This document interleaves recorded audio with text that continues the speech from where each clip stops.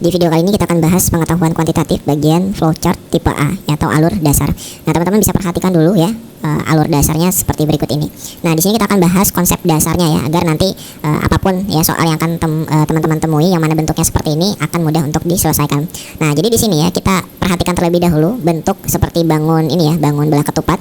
Jadi di sini dituliskan x kuadrat kurang dari 40 ya. Jadi kan ada data misalnya nih x. Nah, x ini kita akan periksa apakah nilai x kuadratnya itu kurang dari 40. Kalau misalnya nanti x kuadratnya kurang dari 40, berartinya ya kita lanjut ke rumus y sama dengan 3x kurang 5. Tapi nanti kalau misalnya didapatkan x kuadratnya itu tidak kurang dari 40, ya bisa lebih dari 40 atau sama dengan 40, maka kita lanjut ke operasi tidak, yaitu y sama dengan x tambah 4. Nah, kemudian ya tanda panahnya lanjut lagi ke z sama dengan 2y dan seterusnya gitu. Nah, jadi untuk yang tandanya itu seperti belah ketupat, itu artinya kita harus cek ya berdasarkan dengan operasi yang ada di dalamnya gitu. Nah, di sini ada dua ya gitu. Nah, sekarang coba teman-teman lihat soalnya. Jika diberikan input x sama dengan 7, manakah pernyataan berikut yang benar dengan menjalankan prosedur yang disajikan diagram?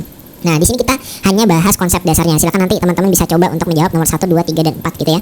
Nah, kita akan coba ya. Misalnya di sini dikatakan bahwa x-nya itu ya, x-nya itu sama dengan 7 kan. Nah, kemudian di sini kita harus cek apakah 7 kuadrat itu kurang dari 40. Nah, seperti yang kita ketahui, kalau misalnya x kuadrat maka kita tuliskan 7 kuadrat yaitu 49. Dan 49 ya, 49 itu apa? Lebih dari 40.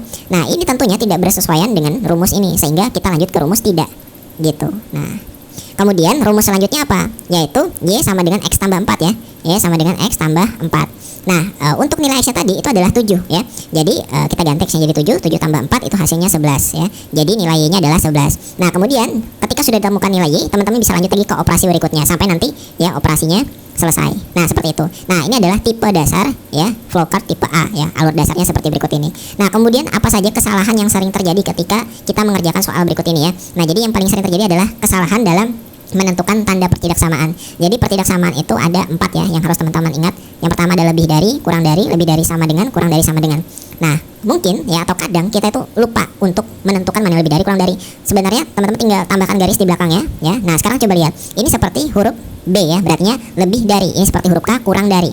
Nah, ini seperti huruf B ya, lebih dari, sama dengan. Itu saja bedanya, yang ini kurang dari, sama dengan. Nah, jadi kita harus teliti di bentuk pertidaksamaan berikut ini. Nah, oke, itu untuk yang alur dasar ya. Oke, sekarang kita lanjut ya ke alur berikutnya. Nah, yang kedua itu ya, oke, mungkin teman-teman juga bisa cek nanti ya, silakan di screenshot dulu, kemudian nanti silakan dijawab ya untuk soal misalnya nomor 1, 2, dan 3 gitu. Oke, nah sekarang kita lanjut ke flowchart tipe B ya.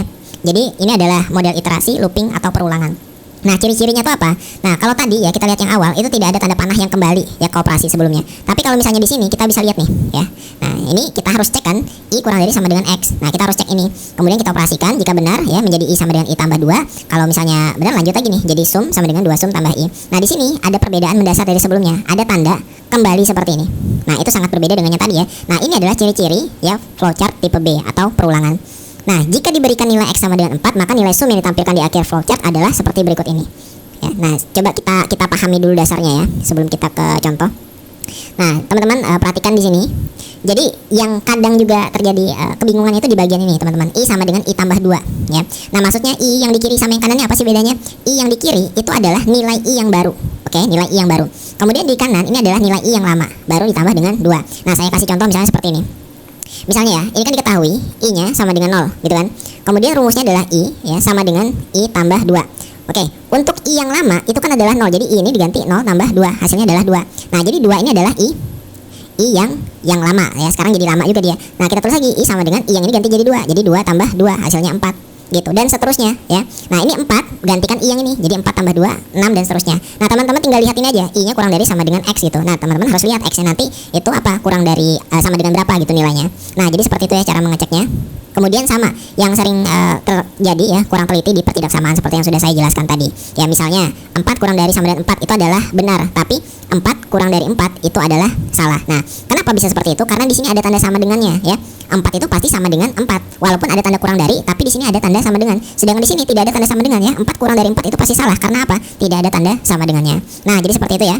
Oke, nah mungkin teman-teman ya bisa coba soal-soal yang ada di layar ya.